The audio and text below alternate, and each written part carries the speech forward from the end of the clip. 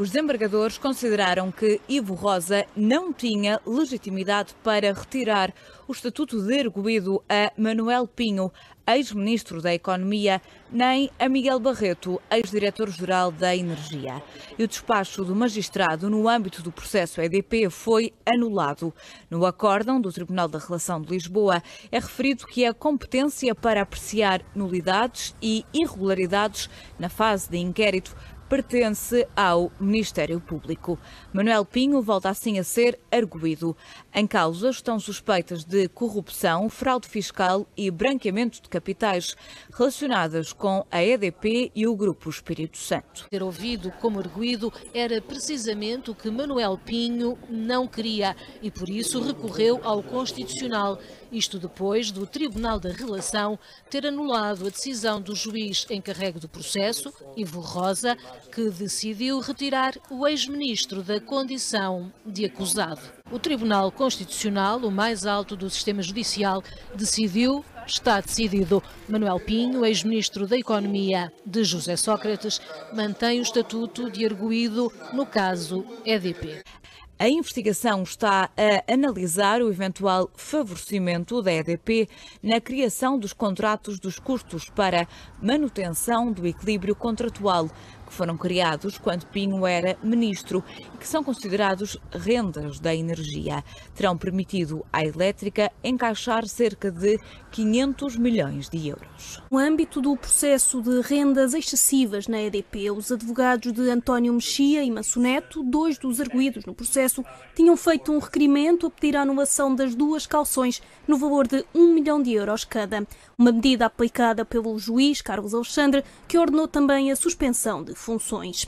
Agora, o juiz Ivo Rosa, que voltou a ser o juiz de instrução do processo, entendeu que a medida de coação estava desatualizada e decidiu devolver as cauções, dando razão à defesa. São suspeitos de crimes de corrupção e participação económica em negócio para beneficiar a empresa de energia e os gestores, num caso relacionado com os custos de manutenção do equilíbrio contratual.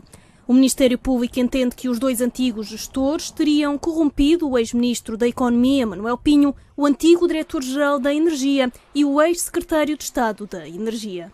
O Ministério Público acredita que recebeu mais de 4,5 milhões de euros como contrapartida de decisões que terão favorecido o Grupo Espírito Santo e a EDP, enquanto Ministro da Economia do governo de Sócrates entre 2005 e 2009. Parte do dinheiro, de acordo com a investigação, terá sido paga em prestações de 15 mil euros por mês em duas contas offshore com sede na Suíça, uma das quais criadas na mesma semana em que tomou posse como ministro. Mas este não é o exemplo de maior contraste entre os dois juízes no caso EDP. Ivo Rosa recusou o pedido do Ministério Público para utilizar como prova e-mails, documentação bancária e fiscal de António Mexia e Manso Neto, o que Carlos Alexandre já tinha anteriormente autorizado. No recurso para o Tribunal da Relação de Lisboa, Ivo Rosa perdeu num acórdão em que até foram tecidos elogios ao juiz Carlos Alexandre.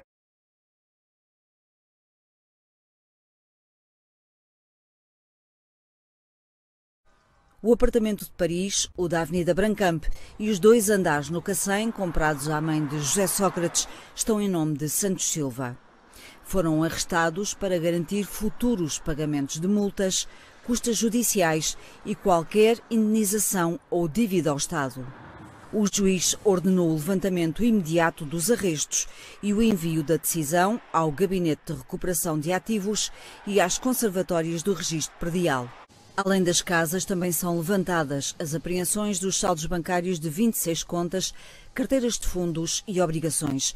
Um desses saldos é o da famosa conta 006 do Novo Banco, conhecida na acusação por ser a porta giratória do dinheiro entre Santos Silva e José Sócrates. O juiz não levantou o arresto sobre 2 bens, o quadro a óleo de Júlio Pomar, apreendido no antigo apartamento de José Sócrates, e os 39 exemplares da obra A Confiança no Mundo.